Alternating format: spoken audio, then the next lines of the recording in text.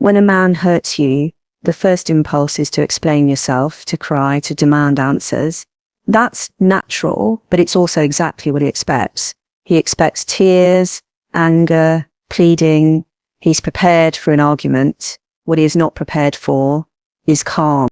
Silence is unsettling. Composure is confusing.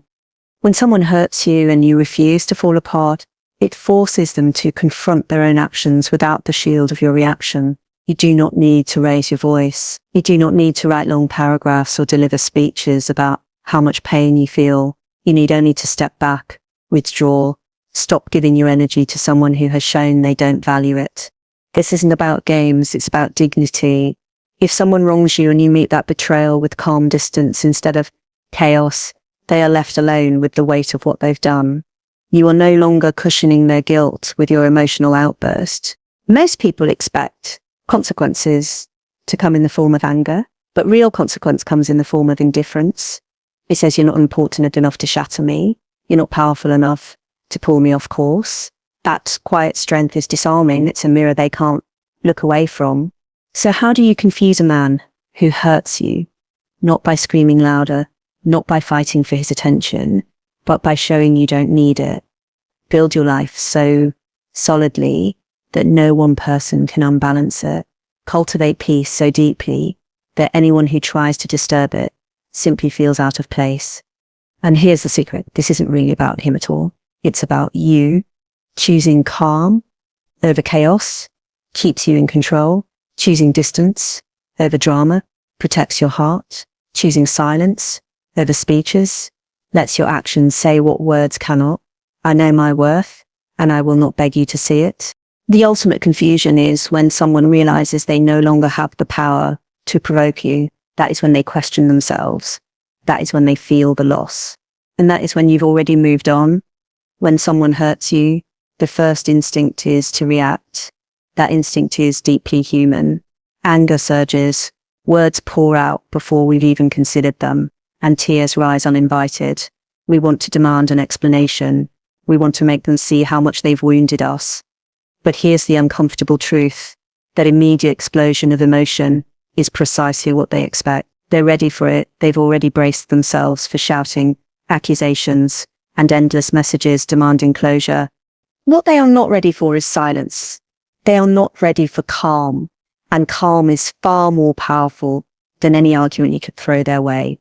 Think about it when someone lashes out or betrays you or simply decides to devalue what you gave them. They've already made a calculation in their minds, consciously or not. They expect a reaction, and that expectation cushions them. If they imagine you crying or screaming or frantically asking why, they've already rehearsed their excuses. They've prepared a defensive wall, and your outburst simply confirms their assumptions about you. But when you refuse to play that part, when you maintain your composure, they're caught off guard. You've taken away the emotional script they were expecting to follow. You've removed the drama they thought they would have to endure. And instead, you've left them with something far more uncomfortable, the quiet space in which their own actions echo back at them. Composure doesn't mean you aren't hurt. It doesn't mean you're suppressing your feelings or pretending that you don't care. It means you're choosing to respond rather than react. It means you're strong enough to put your dignity above the temporary relief of shouting your pain into someone else's face. When you stay calm, you change the power dynamic. You are no longer the wounded party scrambling for recognition. You are no longer handing them the satisfaction of knowing they can provoke you. Instead, you're signaling without saying a word that you will not let them drag you down into their chaos. And here's the fascinating part. Calmness is deeply disorienting to someone who expected to control the situation.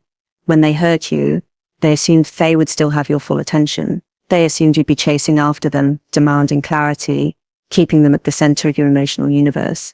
But when you're calm, you're telling them simply by your manner that they're no longer worth that kind of energy. This throws them off balance. It forces them to wonder, why isn't she reacting? Why isn't she furious? Did she stop caring about me? Was I not as important as I thought? You haven't shouted. You haven't explained. You haven't tried to prove anything. And yet they're the ones now asking questions. That's the paradox of composure. By saying less, you say more. By showing less, you reveal more. Not about yourself, but about them. Their discomfort grows in the silence you leave behind because they're suddenly confronted with the reality that they do not control your emotions. They cannot write your script for you. This is not a performance. This isn't about playing a clever game to make someone chase you. It's about self-respect. It's about refusing to hand over your emotional stability to someone who's shown they don't deserve it. Calmness is not a weapon against them. It's a shield for you. Choosing to stay calm gives you space to think clearly. When the shouting stops, when you deliberately choose not to shout at all, you can see the situation for what it really is.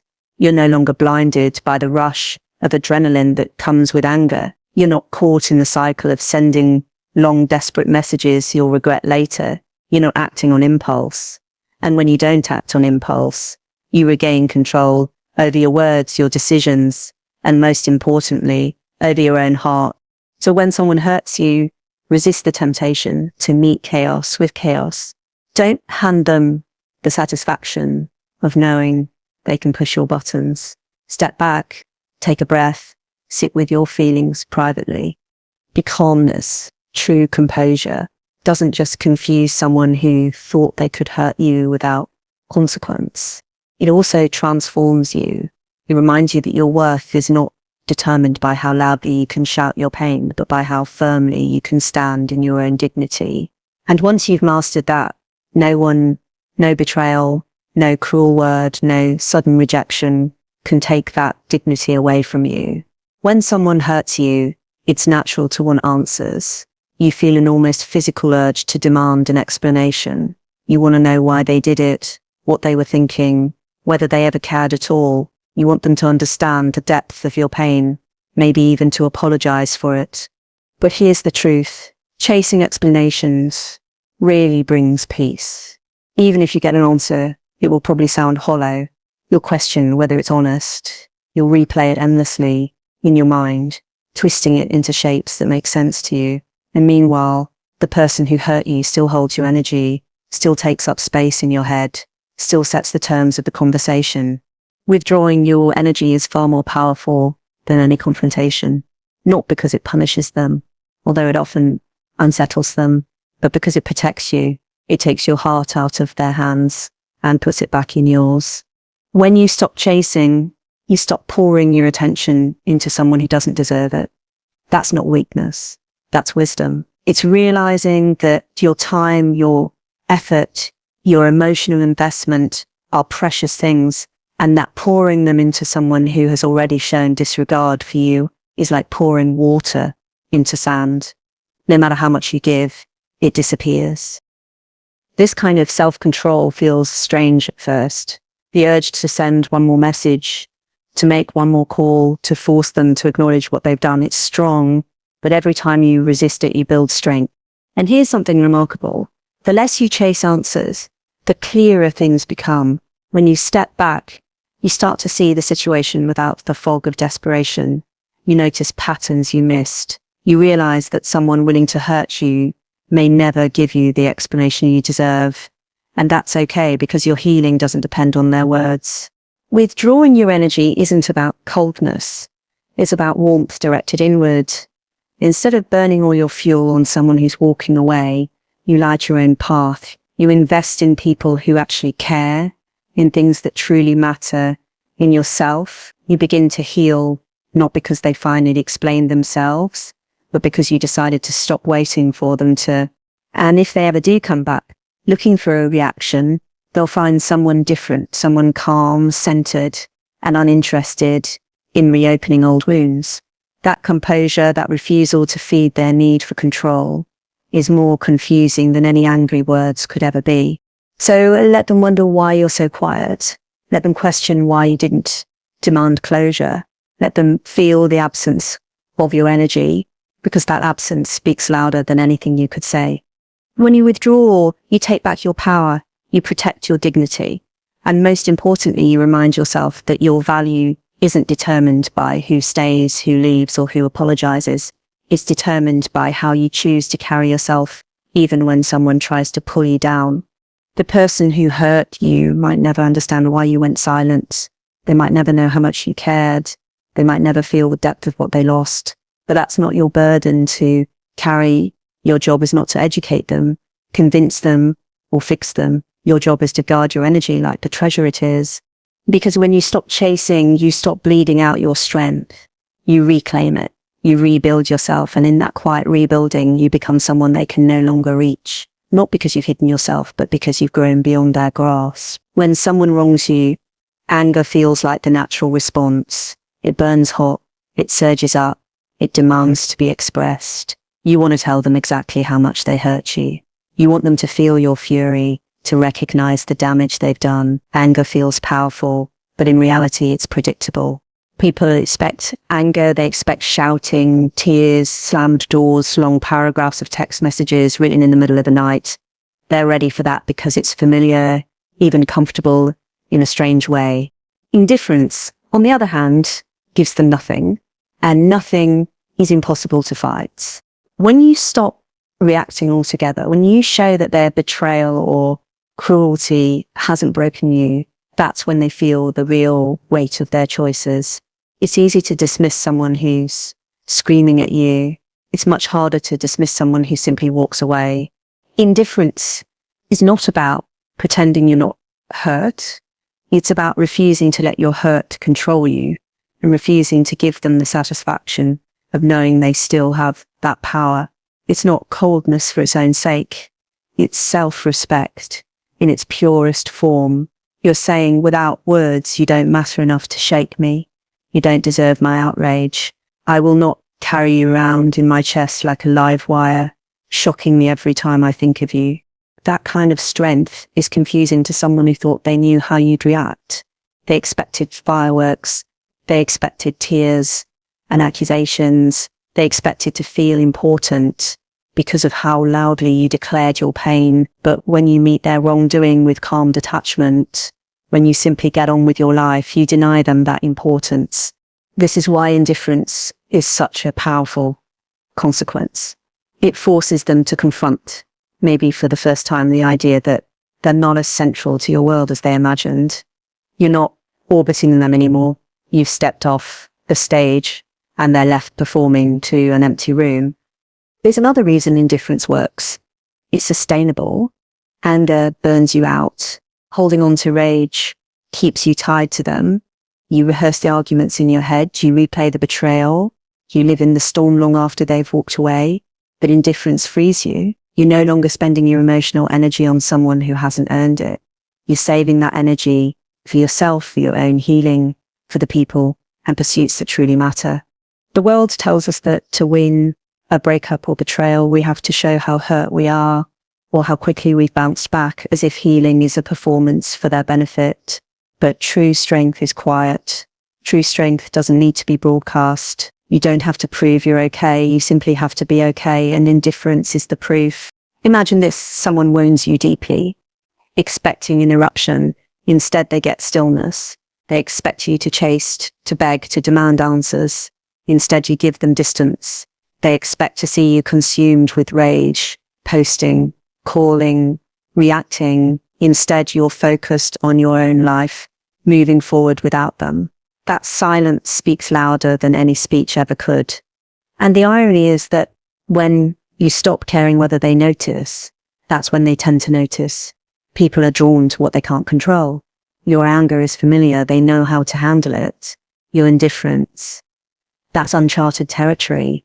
It unsettles them. It makes them wonder whether they ever mattered at all. But here's the crucial part. This isn't a strategy to lure them back. It's not a trick or a game. Indifference is not a tool to manipulate someone else. It's a discipline to free yourself.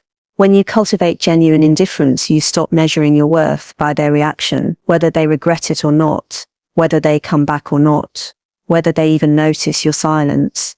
None of that changes your decision to protect your peace. So instead of thinking, how do I make them see what they've lost?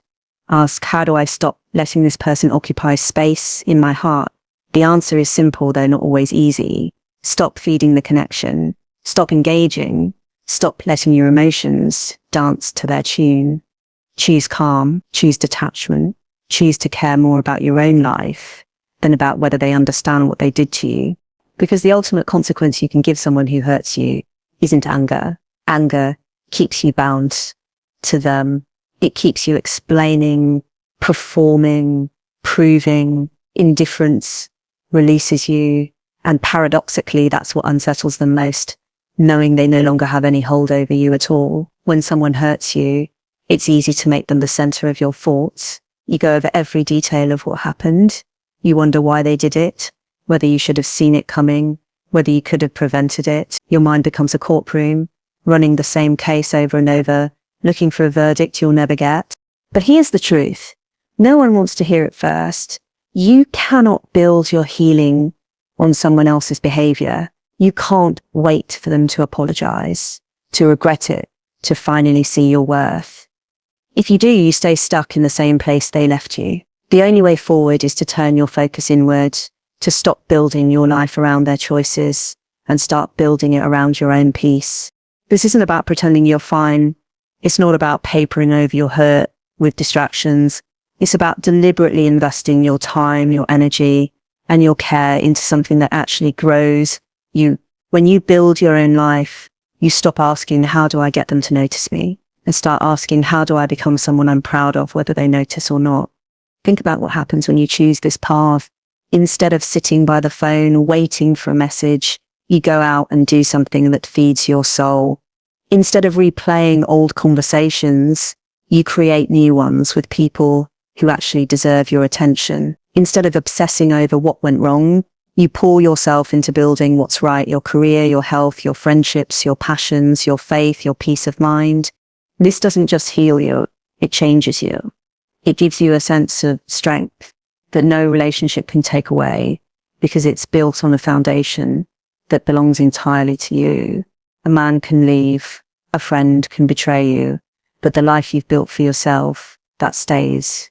And the more solid that life becomes, the less power anyone has to shake you. When you focus on your own life, you also stop sending out a silent message of desperation. Desperation says, please come back and fix me. Strength says, I'm already fixing myself. And here's the irony. People are far more drawn to strength than to pleading. You don't focus on yourself to make them regret hurting you, but often they do. They look at you calm, grounded, flourishing, and they wonder how you've managed it without them. But whether they regret it or not is irrelevant, because by the time you've built a peaceful, solid life, you no longer care. Their opinion no longer dictates your worth. You've outgrown the need for their validation. Building your own life is not glamorous. It's not a quick fix. It's made up of small, steady choices, choosing to get up early and take care of your body, choosing to spend time with people who lift you up, choosing to work hard at something meaningful, choosing to rest when you need it. It's doing the unglamorous work of becoming someone strong, disciplined, and content in your own company. And here's the deeper reward, peace. Not the fragile peace that depends on someone treating you well, but the kind that comes from knowing you can stand on your own. When your sense of self isn't built on whether someone stones or goes, you stop living in fear. You stop clinging. You stop shrinking yourself to keep them around. You start living fully with or without them. The goal isn't to become untouchable, as if you'll never care for anyone again. It's to care from a place of strength rather than need. When you've built a full, peaceful life, you don't need to hold on to people who hurt you because you already have something worth holding on to yourself.